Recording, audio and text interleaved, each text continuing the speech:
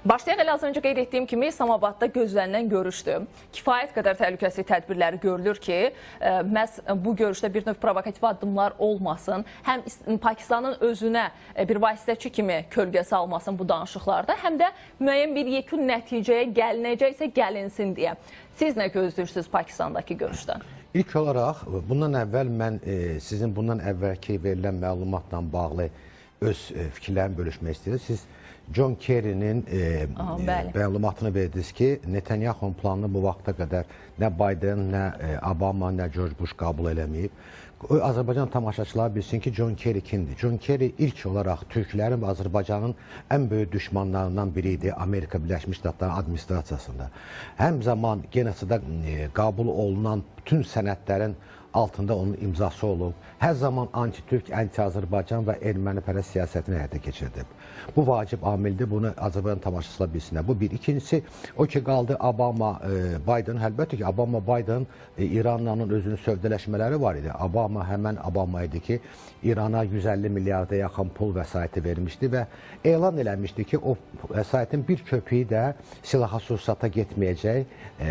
Amma buna baxmayaraq o vəsaitin böyük hissəsi bu qısa müddətdə İranın bu günləri qonşularını atəş açan raketlərin istehsalına getmişdi. Yəni bu baxımdan John Kerry'nin əhəmiyyəti itməyinin bir əsası da var. Ondan ibarətdir ki, George Bush vaxtında İran o qədər təhlükəli deyildi qonşuları üçün. Və bu günləri əməliyyata başlamağın əsas səbəblərindən biri İranın nüvə silahına yaxın olmasıdır. Və son danışıqlar dövrü, axırıncı müharibə başlanandan əvvəl bunu Vitkov da elan eləmişdi ki, Araqçı bizə elan elədi ki, bizim 11 dənə artıq nüvə başlığımız var. Və bu doğrudan da Amerikanı biraz çox narahat eləmişdi. Şübhə altında da olsa da yenə də risklidir. Bu da təsir eləmişdir əməliyyatlara başlamağına. Ona görə John Kerry'nin fikirlərini bu formatda, indi mən görürəm mətbuatda gedir, amma tamaşaçılar bilsinlər ki, o kimdir, hansı məqsədlər daşıyır və onun fikirləri nədən ibarət. Çıxışları yəni nəyə hədəflənib? Bəli. İndi keçək İslamabadla bağlı məsələ. Əlbəttə ki, bütün dünyanın diqqəti oradadır. Nə olacaq, necə olacaq, bu danışıqlar hansı nəticə verəcək, doğrudan da sülh olacaq, olmayacaq. Amma bilirsiniz, mən bu məsələlərin hamısına uzun bir prosesin içində olan bir mərhələ kimi baxıram. Və o zaman mənim üçün biraz aydın olur ümumi vəziyyət. Baxın, görün, bu neçənci danışıqdır Amerika Birləşmiş Ştatları İran arasında. Bir danışıq olmuşdu keçən ilin yayında. O danışıqlar bitməmiş halda Amerika Birləşmiş Ştatları hücum çəkmişdi İranın üstünə. İkinci danışıqlar son müharibə ərəfəsində idi və o danışıqlar bitməyənə qədər qəflətən Amerika Birləşmiş Ştatları zərbələr endirdi. Məndə belə bir təəssürat yaranır ki, bu danışıqların özü Amerika Birləşmiş Ştatları üçün hansısa vaxt udmaq məqsədi daşıyır. Ona görə ki, gəlin faktlara istinad edəyik. Dünən gecə yenə də ABŞ-ın ağır hərbi nəqliyyat təyyarələri kifayət qədər çoxlu uçuşlar eləyir. Hətta çox aktivliyi var. Yenə də silah, sursat regionu daşınır. Biz bundan da əvvəl keçən həftəsinin verilişlərimizdə qeyd eləmişdik ki, ABŞ bura kifayət qədər quru əməliyyatları həyata keçirmək üçün qüvvələr də yığıb. Mən o qüvvələri də sadalaşdırmışdım. Və həmən o qüvvələr qalır regionda. Və çox güman ki, bu danışıqlar məhz Amerika Birləşmiş Ştatları tərəfindən növbəti hansısa vaxt udmaq, hazırlıq həyata keçirmək üçün. Ona görə ki, baxın, artıq regiona 3-cü təyyarə daşıyan gəmi gəlir. Və ondan da savayı 2 dənə desant daşıyan gəmilər artıq biri yaxınlaşır, Tripolidir, biri də adı yadımdan çıxdı, ikincisi də artıq yaxınlaşır. Yəni, paralel olaraq bu danışıqlarla Amerika Birləşmiş Ştatları yenə də o hərbi qüvvələrini orada artırır.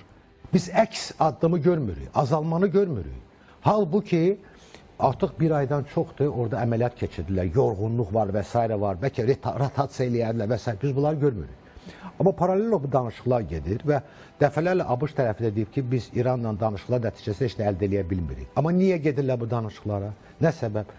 Armuzla bağlı, boğazla bağlı deyirlər ki, bu əsas səbəblərdən biri olub Amerika Birləşmiş Ştatları üçün. Bilirsiniz, ABŞ üçün hamı deyir bu, Armuz bağlıdır və s. Amma Amerika Birləşmiş Ştatları prezidenti üçün bəlkə də bu maraqlıdır. Nə üçün? Ona görə ki, belə bir vəziyyətdən istifadə eləyərək, o yenə də əlavə özü üçün siyasi dividendlər yığılır. Məsələn, ölkələrinin çoxlarını özünə məcbur etmək imkanlarını artırır. Avropa ölkələrini özünə məcbur etmək imkanını artırır. Ona görə ki, Avropa ölkələri oradan qazı alırlar. Çin əsas oradan neft alan ölkədir. Yəni hər birinə zərbə vurur, amma özü də qazanır neftin bahalaşması ilə. Bu O da da qazanır və s. Və deyirlər ki, Amerika Birləşmiş Ştatlarının bir əlində olan hərbi qüvvələr vasitəsilə o istənilən vaxtda oranı aça bilər. Baxın, bir dənə sizə nümunə gətirir. Bu proses içində Amerika üçün ən vacib faktor nə idi? O vurulmuş pilotu oradan çıxartmaq. Nəyin bahasına olsun o pilot orada qalmamalıdır. O pilot keçsəydi onların əlinə bu Amerika Birləşmiş Ştatları üçün faciə olacaq, prezident üçün faciə olacaqdı. Ona görə ki, ABŞ mətbuatı, ABŞ seçiciləri belə şeylər qəbul eləmirlər. Və 36 saat ərzində gördünüz nə əməliyyat keçirdilər. İstədiyinə nail oldular. Bir dənə də itki vermədilər. Təyyarələr qalxa bilmədilər. Amma ki, nəzərə almaq lazımdır ki, aran yerdə özləri üçün hava limanı yaratdılar və s. və s. İran buna heç bir şey eləyə bilmədi. Yəni, onların kifayət qədər imkanları var Ormuzu açmaq üçün də. Amma buna getmirlər. Bunun arxasında səbəblər var ki, ona görə ki, Amerikada bu ilə bağlı hansısa körfəz ölkələrlə üzr istəyirəm, müəyyən alverlər eləyir. Bu baxımdan indi danışıqlar ümumi özünə gələndə, əgər İran tərəfi doğrudan da o qarşısına qoyulan şərtləri yerinə yetirsə, bəli, ABŞ dayandıra bilər əməliyyatları. Amma bu şərtlər İranın bugünkü rejimi üçün qəbul olunmazdı axı. Nüvə proqramını götürək. Nüvə proqramı ilə bağlı tələb ondan ibarətdir ki, tamamilə zənginləşmiş uran ölkədən çıxarılmalıdır və təhvil verilməlidir. Beynəlxalq nəzarət deyilən, beynəlxalq nəzarət yəni ABŞ-a veriləcək. Raket proqramları ilə bağlı 300 kilometrdən artıq uçmamalıdır və s. Proksilərə, bunların hamısını qabağını alsa İran rejimi, bu deməkdir ki, İran rejimi kapitulyasiya edir. Və İran rejimi buna getməyəcək. Və İranın danışıq aparmaq tərzinə nəzərə alsaq, yenə də qaydaq o prosesin uzun dövr danışıqlar gedən vaxtı hansısa bir nəticələr olmuşdu? Yox. Amerikanların bir belə sözü var ki, tapancanı başa dirəyərək danışıqlar aparmaq. Bax, bu bugünkü hadisə çox ona oxşayır danışıqlar. Ona görə ki, bundan əvvəl ultimatumları biz gördük də, ABŞ tərəfindən olan ultimatumlar. Bu baxımdan mən düşünürəm ki, və mən inanmıram ki, bu danışıqlar nəticəsində hansısa bir irəliləyiş olsun. Yəni, nəyisə müsbət bir nəticəni gözləmək sadəlövlüyümü olar? Müsbət, müəyyən nəticələr ola bilər. Məsələn, təkid eləyib, qısa bir müddətli Ormuzu boğazını açmaq. Bax, bunu məsəl üçün ABŞ nail ola bilər. Bu da bir vacib məqamlardan biri odur ki, Ormuzda mən izah elədim hansı ölkələr oradan nefti qazı alırlar, maraqlıdırlar. Amma Ormuzda əgər səhv 450-yə yaxın bu günləri neftlə dolu tankerlər ilişib qalıb. Və əgər 50-yə yaxında maya qazı daşıyan tankerlər ilişib qalıb. Çox güman ki, bu qısa bir müddətə açılsa, bunlar oradan çıxa bilərlər. Bu da dünya bazar qiymətlərinə müəyyən təsir eləyəcək. Əslində söz vermişdi İran, amma indi də Livanı bəhanə eləyir. Düşünürəm ki, Livanla da bağlı məsəl üçün o problem deyil. Yəni, onu da danışıqlar gedən dövrdə dayandıra bilərlər. Amma İsrail bunu istəmir axı. İsrail də buna gedə bilər müvəqqəti olaraq. Ona görə ki, İsrail Amerika Birləşmiş Ştatlarının bütün planlarını bir yerdə koordinasiya eləyirlər. Və çox vaxtı deyirlər ki, İsrail Amerikanı təkid eləyir və s. Yox, elə deyil. Bunlar hər biri oturmuş dövlətlərdir. Onlar öz siyasətlərini bilirlər, öz deməli, əməliyyatdakı həyata keçirdiyi bütün tədbirlər bir yerdə koordinasiya eləyirlər. Düşünürəm ki, bu bir həftə ərzində hər şey həll olunmalıdır. Yəni, bir həftə ərzində Ormuz açıldısa, çox güman ki, bu davam eləyə bilər danışıqlar. Amma Ormuz açılmadısa, çox güman ki, o quru əməliyyatlarla bağlı əmrlər veriləcək. Ona görə ki, o dəniz piyadalarıdır, sonra hava desant qüvvələridir. Məsələn, dəniz piyadaları gəmidə yerləşiblər, hal-hazırda gəmilərdədirlər. Onlar uzun müddət gəmidə qala bilməzlər. Onların da uzun müddət orada saxlamaq olmaz. Onlar gətirilirsə, yəni qısa bir müddətdə əməliyyata başlamalıdırlar. Yəni baxaq, izləyək. Görəcək nədir? Çünki tələblər amma çox ağırdır burada. Murad bəy, bir qədər sonra indi İranın da tələbləri var, hansı ki Birləşmiş Ştatlara məxsus olan bazaların ərazidən çıxarılması məsələsi var. Ancaq Hörmüzdən danışırıqsa, bir ölkələrin də açıqlaması var. Xüsusən də Türkiyə tərəfdən bir açıqlama gəlib. Həm tamaşaçılarımızla bölüşüm, həm də bir qədər sonra biz də müzakirə eləyək bunu. NATO ölkələri Hörmüz boğazının açılmasında və gəmilərin bu su yoluna təhlükəsiz keçidinin təmin edilməsində Birləşmiş Ştatlar və İsrailə kömək etmək məcburiyyətində deyirlər, deyir Türkiyənin ticarət naziri Ömər Bolad. Nazirin sözlərinə görə NATO ölkələri İranla bağlı son dərəcə vacib müharibə fonunda susmağı seçiblər. Çünki heç kim NATO üzvləri ilə İrana hücum edib etməmək barədə bir məsləhətləşmə aparmayıb və qeyd edib ki, alyans ölkələri Birləşmiş Ştatlar və İsrailin İrana qarşı əməliyyatının qısa müddətli olacağını da gözləyiblər. Onlar, yəni Birləşmiş Ştatlar və İsrail nəzərdə tutur, özlərinin və ya qlobal iqtisadiyyatlar üçün son dərəcə mənfi nəticələrində nəzərə almalıdırlar deyə Türkiyənin naziri belə bir açıqlaması var. Yəni NATO ölkələri ona kömək etmək məcburiyyətində deyil deyə bir açıqlaması var. Son olaraq bildiyiniz kimi Donald Trump onlardan kömək istəmişdi. Əslində sonradan da deyildi ki, bu Donald Trump'ın özünün bir gizli məqsədi var. Məqsəd yönlü şəkildə müraciət edib, onsuz da qərarın yox olacağını bilirdi. Bir növəlinə səbəb mi verdi? Bax, mən sizə deyim də, hərbi cəhətdən Amerika Birləşmiş Ştatlarına heç bir ehtiyac yoxdur, NATO qoşunları onlara qoşulsun. Bu günləri Körfəzdə aparan əməliyyatlarda ABŞ-ın hərbi silahlı qüvvələrinin ancaq 15% cəlb olunub. Düşünürsünüz, 15% cəlb olunub.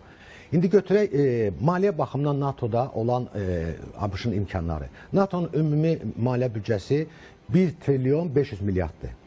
Onun 1 trilyondan biraz çoxu Amerika Birləşmiş Ştatlarıdır. Yəni qalan hissə, 1/3 hissəsi qalan NATO ölkələri.